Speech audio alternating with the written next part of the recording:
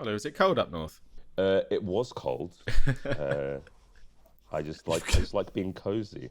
Nice. There's like that meme where it's like the man with like 700 collars popped. Yeah. You're listening to the Offsite podcast with Jason and Carlos, where we talk all things construction and technology. Join us for discussions with industry leaders and insights into the latest trends in construction. Welcome back to the pod. So today we are joined by Rupert Shingleton. Rupert is a civil engineer by trade and a chartered member of the ICE. He's had a huge career at Costain for over 32 years. He's worked on and managed some of the biggest schemes in the UK, including Thameslink, Crossrail and High Speed 2. He's got a passion for operational excellence and is now heading up things on that front at Kilnbridge. Welcome to the pod, Rupert. Good morning, Carlos. Good morning, Jason. Or good night, Jason. Welcome, mate. Yeah. That sounds like you're putting me to bed. So, what a thought. Rupert, I think it's been 10 years since we first met. I think it was my first day out of uni, turning up at Paddington C405, and I'm pretty sure you were the project manager, 2013. Is that right? Yeah, well, it was a bit before that, actually, Carlos. 2012, 2013, it was indeed at Crossrail Paddington Station. I was the PM there, that's correct. And it was definitely that sort of time because it was through the London Olympics. Yeah. It was, if you wanted to talk about collaboration, there was nothing better than having there were quite a few Australians on that job as well, and they're quite into their sport. So 2 months of Olympic-related sidelines to bring the team together and play silly games and actually have, I think it's the only time that we've actually had to do press-ups and stuff as consequences for not doing your actions in a meeting. But it was all part of the Australian sport fanaticism. Yeah. Yeah. Is that why you signed off our budget to do five-a-side football every Wednesday? If that's what you have to do to get it passed, that's what we have to do. But yeah, it was quite good. So I'd like to think I did meet you, Carlos, because we were trying to do all the right stuff at that stage and meet people on the first day and have visible leadership and take time to do what was the right thing and allocate a bit of time to new starters for both business and doing well, and this is what your job is, as well as the pastoral, personal angle of it, which we're all a bit wiser about these days and have good language for, but at the time it just seemed like the right thing to do, and there was a fantastic culture and effort at the beginning of Crossrail to do all of the right things, and indeed, time, money, pressures, delays, burden these things, but I think there's a good residual amount across our business and across the industry in the UK that is as a result of those early efforts when we really did try to do everything. I've got this image of Carlos turning up on his first day of the job, all fresh out of uni, looking to get stuck in construction. You're kind of like the sorting hat as people are coming in the door, and that you've taken one look at him and given him like a spreadsheet and go, "You're a QS mate over there." What an honour. I actually turned up in a full suit. Yeah. I actually turned up in a full suit with a tie. As soon as I walked in the door, someone was like, "Have you got an interview or something?" I was like, "Oh shit, what have I done?" And that was probably me. I was a far more aggressive, sarcastic git 10, 12 years ago. I think I tried to mellow a little bit in response to some feedback. Yeah, I think though that project in particular, most people that worked in it do say it was the best job that they've worked on. The culture was really good, and we did have a solid team, to be fair. So it was a good one to start on. Yeah. So sorry, go ahead. And I think it was because we somewhere in the group said we want it to be like this, and it took effort to make it like that. And good people, you can have a team of stars or a star team, can't you? So just having great people won't necessarily mean a great team, and there is that deliberate effort to do the right things, have the right behaviors over and over again to build that culture. Obviously, we've got to know each other a much better recently through things like HS2. And I know you're the type of person that likes to dig in, no bullshit, straight talking, just tackle what's in front of you. And Jason and I chat all the time about how hard it actually is to deliver projects. So what is it like if we're taking projects like that as an example, project manager, major scheme, what's the reality of it? I think the reality is that one starts off with a really loose question. I want a railway through there, and as you go forward, you're constantly developing detail, constantly developing accuracy, and engaging more and more of the people as you go forward. And of course, you're asking a very loose question, but every person that you meet, every stakeholder you come across, and indeed every little bit of work that you do needs to be a really accurate answer. And there's a little bit of an oxymoron there. The old thing people say, ask me a dumb question, you'll get a dumb answer. Well, at the beginning, it's, I want something, but I don't know exactly what. But before you do anything, you've got to do exactly the right detail, exactly the right design, exactly the right stakeholders, and all that sort of thing. So for me, it's this constantly conflicting world of a loose question, but to do anything, you have to deal with accuracy. And I think it was Stanley McChrystal, who wrote Team of Teams, that sort of quoted, get comfortable with uncertainty, because everything is uncertain. The only thing that needs to not be uncertain is the next step. And beyond that, it will all be uncertain. So for me, it's that sort of trouble. And as we deal with different people at different stages, you'll find different people's horizons or expectations or views on life are all different. So it's about getting that balance to do all of those varying things, but ultimately, as long as the next step is certain, we can move forward, and don't let the bus stop. Just keep it moving, and for me, that's the magic. Rupert, I think if I was to put a straw man up for you to tackle, I guess when previous points in my career in construction and talking to some people on a day-to-day basis, that there can sometimes be this feeling from people that are in the contractor, whether it's engineers or construction managers or project managers, that trying to deliver a project in the construction phase is kind of like what's the Greek myth about Sisyphus pushing the boulder up the hill? Like, you're trying to hit this target of deadlines, and there's a schedule you're trying to deliver, and almost everything around you wants to go slower than the rate that you want to go.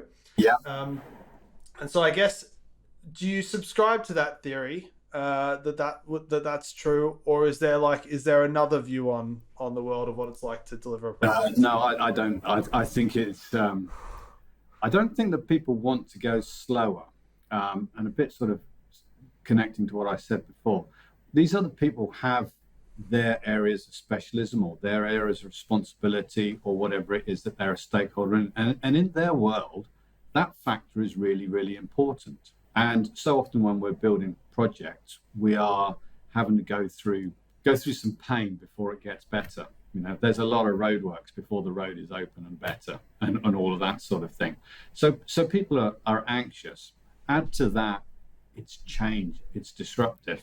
We live in project-based world. We do things that are projects. We go there, we do it, and it ends, and we go somewhere else. But most of our stakeholders, whether they be local authorities or the school or neighbours, they're in a continuum, and for them, we're disrupting it, and they don't like change. So that natural human fear of change is in there. So what I think that the whole empathy and sympathy thing is really important.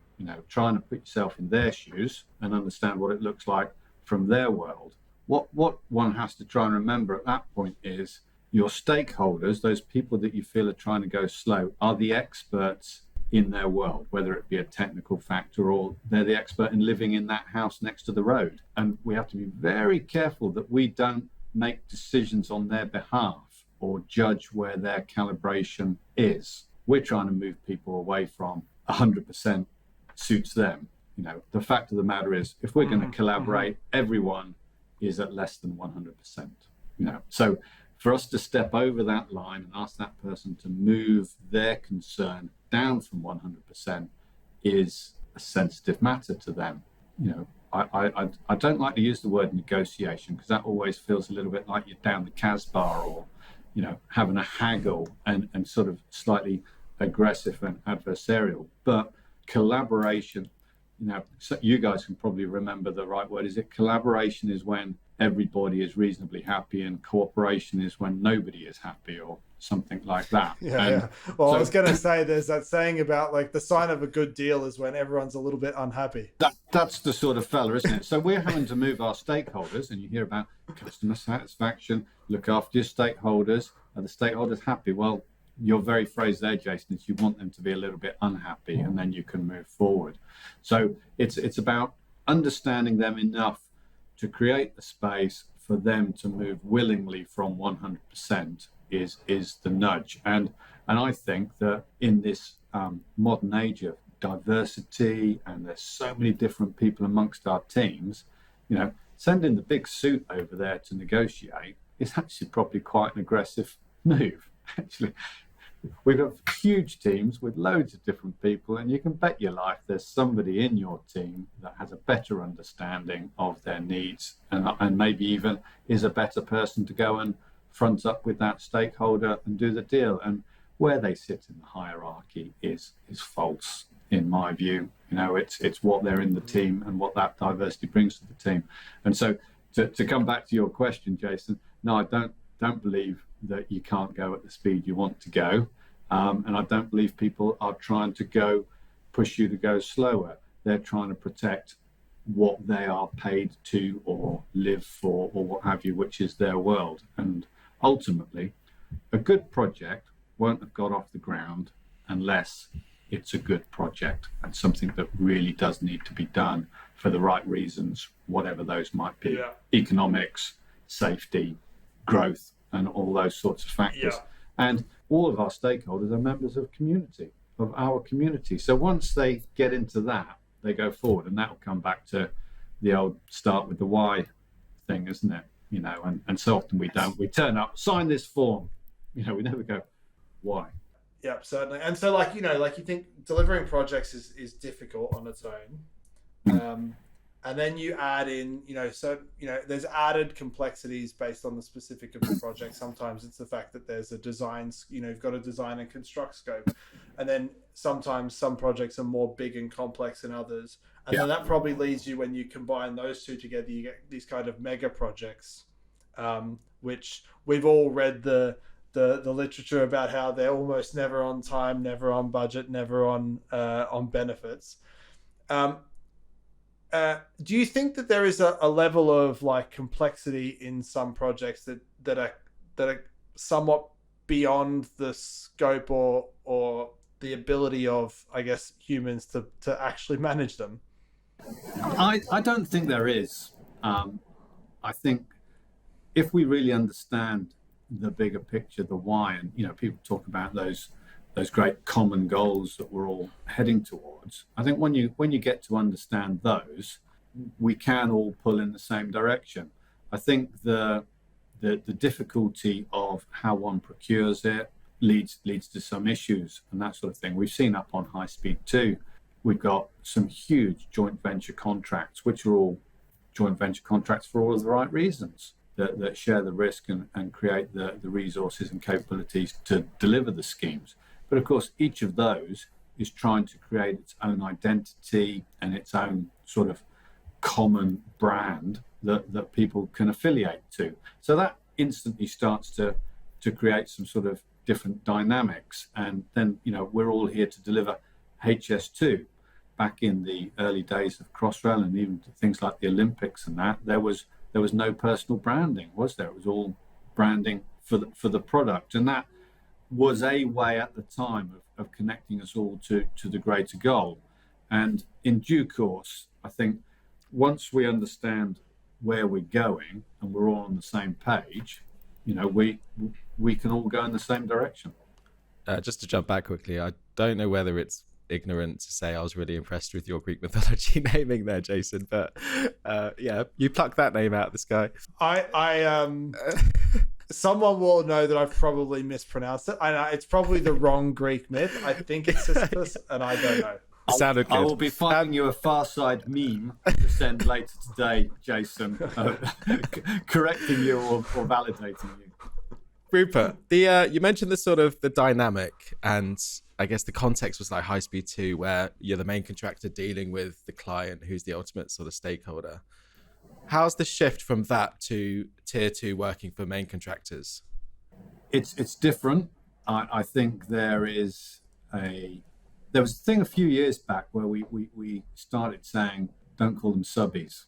Yeah, they're supply chain partners, and we did a lot of supply chain management, preferred, accredited, and all of that sort of thing, and created some worked on better business to business relationships with the supply chain. And I'm quite intrigued to now be working with a tier 2 contractor that is, just by nature of the procurement system, a subcontractor. And being called a subby is not a nice phrase. Yeah, it is bad karma. What I've noticed is that it's also, very easy to behave like a subby as well. You kind of get what you deserve, sort of thing. And that's sort of very much where I've always been, from probably going back about 15, 20 years ago when I was probably a bit more aggressive and a bit more obnoxious, and somebody, I think I had actually pointed at somebody, and somebody older and wiser than me scruffed me by the neck and said, 3 pointing at you, 1 pointing at them. And I remember who it was, and I remember the event, and I've probably still got a bit of a scar, but it was very important. I think that sort of relationship, speaking down, everything has to be done by somebody. And within the detail that we've talked about earlier about the way that your systems and that go right down into the detail, I've become a huge advocate for and a huge respecter of everybody. All work is important. If all work has to be done, then it doesn't matter where in the hierarchy or the apparent importance of that person that it happens, but it has to be done.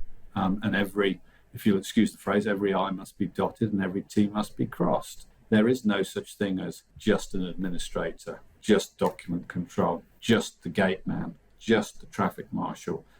Everybody and everything is important. I've learned that the hard way through disrespecting that myself over the years. I find that now, in that scheme of things, get the subby to do it, is disrespecting the fact that is work. We have supply chains, we have tiers of contracting. That's the nature of business. There's no problem with that. Supply chain problems, what with the Suez and COVID and what have you, people have been talking globally about supply chain issues. I think everyone understands it now. But if you want it done, somebody somewhere has to do it.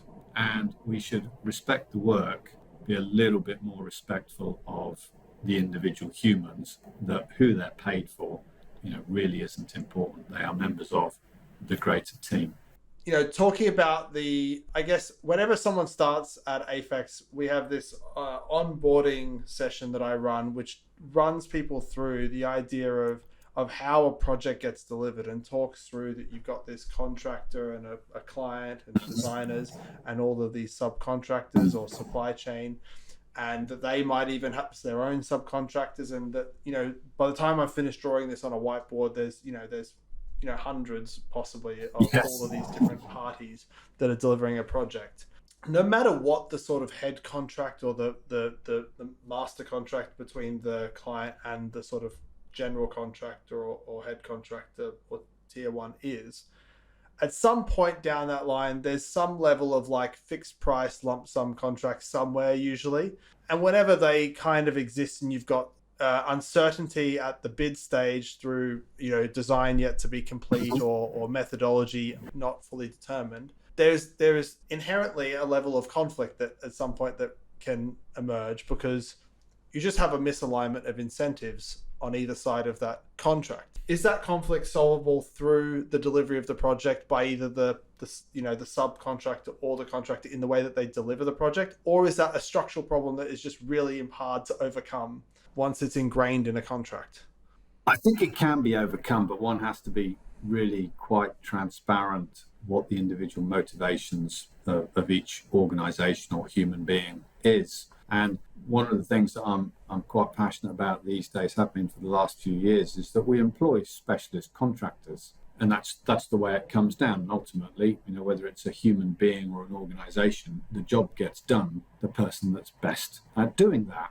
So if they're really good at it, it would be really great if they have the opportunity to make their money by being really good at it. If you get to the place where it's really clear what has to be done, and I'm going to pay £10 for that to be done, and that expert, if they do their stuff, deliver their specialism and do it well, and they can get it done for £8, well, they make an extra couple of quid. Good on them. But when we come on down and start saying, I want to see your open cost and I'm going to do you reimbursable, and a person is going to do a really great job and still only make their 1%. Well, where is their opportunity to improve? And I have a very strong feeling, which is why I've moved in my career to where I have, that we set ourselves up such that people make that extra buck by exploiting the contract, by exploiting other people's weaknesses, other people's errors, and that sort of thing, which means we're focusing more on exploiting those for commercial gain rather than collaboratively solving them. And that's why I'm passionate these days about looking down and in to the organization and saying, if we're a specialist supplier and we've got specialist people, skills and trades, then let's give them the best opportunity to deliver their stuff to the best of their ability. If they do that well, we're going to make an extra buck. So let's make sure that the contracts are set up in a certain way that they can make that extra buck, which means at a certain point you fix the price, and then the person can go in there and say, if I do my stuff, I'm going to make an extra buck. But you could also have the flip side as well, obviously, where you've got they've made certain assumptions in that fixed price, and the reality on the ground is somewhat different, and you can have a situation where the person that priced it made certain assumptions that might not have aligned with what the person letting the contract. Absolutely, and for me that means the decision was to go to a fixed point was too high up in the thing. As I was saying at the beginning about how you develop detail and accuracy, develop too early because you've got those outstanding things. Now, if you've got an assumption, that means we don't know something. Now, if we don't know something, it means it's a risk. And the theory is that you put the risk with the person best able to manage that risk. If that person isn't able to manage that risk, then you shouldn't be putting that assumption in as a fixed price item. So, Rupert, you're talking about the idea that if there is open assumptions that aren't able to be priced, that the idea that you've gone and fixed the price too early in the process. That probably, if I was to connect that dot with my question earlier about mega projects, at some point there's a level of assumption management and price and all these contracts that gets beyond the scope of what possibly people can keep in their mind. I use the example sometimes when I'm talking to teams of my experience on Crossrail. We would experience something on a station, like say a Bond Street or any one of the other stations. They would find some design anomaly. They would need to make some change to a vent shaft, for example, because of some change regarding a fan. That would have the result of needing some change made on the system-wide contract to accommodate that, which would then have the change of propagating to all of the other stations because the system-wide contract touched all the other stations. And then they might not be able to fully accommodate them. And then you end up with these changes propagating back through. And, one single design thing that might not have been picked up as an assumption is suddenly 45 compensation events and design changes and things flying around the universe. And in my head, a lot of that is driven by, complexity of project and scale. At a certain point, the scale does really matter. I don't know if you would agree with that preposition. No, I think I do understand the preposition, and for me it's about making things sensitive to uncertainty or decisions. And as we go forward and various stakeholders or various technical factors come to bear, what are we what are the really important ones, and which are the ones that are sensitive and have far-ranging ripples. Back in my early days of sort of open book contracting, I remember working on a framework in AMP4, maybe, that shows my age, with Bristol Water. And open book contracting target costs had risk registers, didn't they? And this was all a bit new to us, risk registers, and sitting around with the customer and the stakeholders, and is that a 1 out of 5 or a 2 out of 5 risk, and what's the value of it, and all that sort of thing. And after the usual 3 hours on line 1 type meeting type event, one of the gentlemen from Bristol Water, we had one of those, shall we take a break type things, and he was able to articulate, we've got a really low probability, high impact risk here, and that's our problem, because we can't have low probability, high impact risks. So how do we either make that more probable, or something that we can get a grip of, or zero, or reduce the impact thereof it? And from that point forward, I've had that in my mind, that experience, every time we're doing risk registers and people are talking about reducing risks, but reducing probability to very low, there's a 5% chance of that happening, but if it happens, we're snookered. That's got to go to zero then, or we've got to do something about being snookered, because we can't handle that sort of situation. And I think that mindset, Jason, on interfaces or factors or what have you in these complex projects need to be considered more seriously, and things either need to go to zero, or they need to be up where you can do something about it. And if it does happen, well, we've got some options over there, and some potential mitigations. And I think that's sort of where, if we all have that mindset, then we can move into that different place. And it brings us then back to how I talk about stakeholders.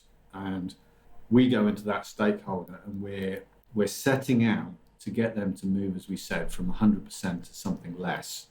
Now, if we go in there and influence them incorrectly or inappropriately, they move from 100% to suit us, and actually cross one of their own red lines or compromise one of their own red lines. And then when that occurs, we end up with the situation you discuss.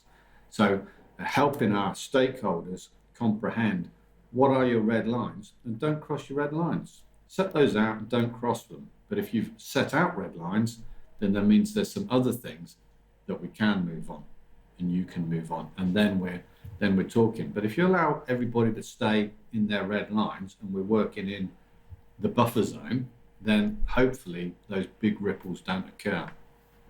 Sounds easy, but I do strongly believe that. And triaging, Carlos will know, I do like a good triage. What's really important, set them out. I think it was Theresa May that really went for red lines, wasn't it, during Brexit?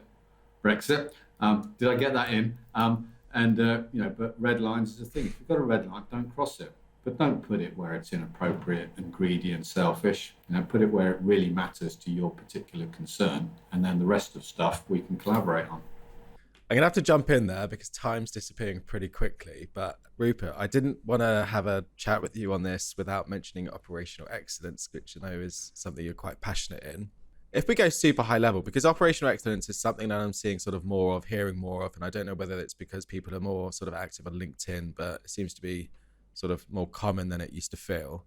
What is it? Is it a set of goals? Is it a set of processes and procedures? Is it a mentality? How would you sort of describe it to someone who starts with you on day one? I'd say it's a bit of a doctrine. It's a way we do it round here. We talk about values-led businesses and things like that. We talk about standards. When one goes out, it is by nature, we're a project-based business. Yeah. And so by its nature, every customer, every project, every team, every scope is different. And we have standards, and people have to make decisions within those standards to suit their particular individual thing. Now, if one goes and speaks to a project team or an individual in a project, they will offer an absolutely compelling reason for why they've made the decisions that they've made.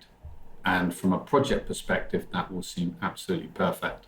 If a person reviewing, challenging, managing, leading that from the business perspective challenges that, they are doing it from a point of low local knowledge and potentially dogmatic corporate position, and we aren't having the same language. So operational excellence is the way we set up some questions, some challenges, some mindsets to allow us to get that constant balance between immediate local project necessities, but maintaining the highest standard of decision making with regard to our company values, our principles, and indeed technical standards.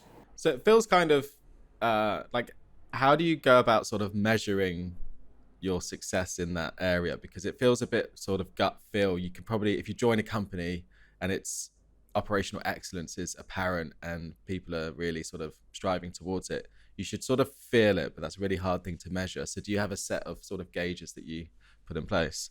Yeah, we've all got plenty of sets of gauges, and for me the way that we measure it is by moving away from binary questions. Are you following the processes? Mostly goes to yes, and then yes is okay, and it's all okay until it's not. So it comes back to that sort of red lines type things. There are some processes and procedures that you need to follow all the time to the letter, and there are some that actually within those processes allow you to make some decisions that waver between various standards. I always think something like temporary works procedures is one of the best examples. First question is it cat 1, 2, 3 or 0? And we go in and then we proceed in strict accordance with the rules within that category. And very rarely do people stop halfway through and say, oh, I don't fancy this as a 1 or a 2. That's the grade. And if someone comes through and says, oh, I'm uncomfortable here, well, hang on, that's because our original decision to go down cat 2 was wrong. We need to upgrade it to cat 3. So we go back and we go through those rules again forward. But you look at many other procedures and processes across our business, they don't have that entry level. How much are we going to follow these processes? Which means they're either burdensome because the issue isn't that big, or they're not really good enough because the issue is quite complicated. And for me, one must follow every process every time, but depending on the complexity or the severity of the matter in hand, it's the intensity with which you follow that process that varies, as opposed to skipping around some of those stages. Rupert, that's triggered something that's really interesting for me, because you've mentioned a couple of times that construction is like a project-based business, and one of the sermons that I deliver internally is this description of construction contractors as unlike many other companies, where it's not one monolithic thing. It's this thin layer of management that really sits over these projects that are kind of like their own businesses in some sense. At many contractors, there is some head office and project divide where the project wants to run their own show and they sometimes want to tell the head office people to piss off, sort of thing. That's right. Every project. What are your What are your tactics, or what are the things that you do or have seen that helps get that sort of cut through of building operational excellence, or a culture or a doctrine that can cut through onto projects? I think governance is how we undertake that. The concept of governance and gates and forms that have to be signed off is very common, and most construction projects and schemes have gates to pass through. My sort of preferred tactic is to beat on the person that's signing that gate off at the bottom, not on the people that are filling out the boxes and presenting it to be signed, because gates are governance. That's the point at which the person signing out at the bottom says, I have brought my team to this point, given them all the support and the resources to be ready to go. And from the point that I signed this, the team is on the pitch. But if the team are unsuccessful, it's my bag. Yeah. However, in modern ways, far too often, yeah, the signing of the gate is a little bit like the Oliver Twist, isn't it? Please sir, can you sign this? And this is my death warrant if I muck up, so you know who to come and hang out.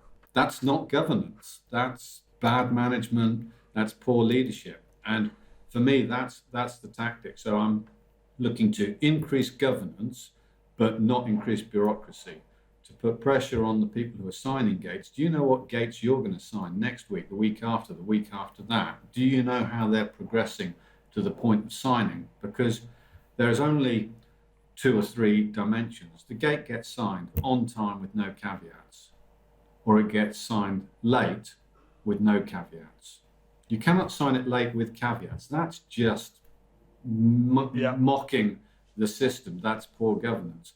So if you as a leader or a manager sign that on time but with caveats, who owns the caveats? It's not the team, because you've let them on the pitch. Yeah, but too often the leaders and the managers sign it with caveats and then expect those people to do the caveats. Well, hang on, they're doing forward of the gate now. That activity was behind the gate. If it was that important, you should have held the line. And that's leadership and management. And I think that governance as a concept is a real place that we can go to improve the way that we manage things, to improve the certainty of what's going on. Yeah, I think someone once told me, actually a previous manager of mine, that good leaders own the actions of their teams, not kind of write little weasel words about caveats on documents.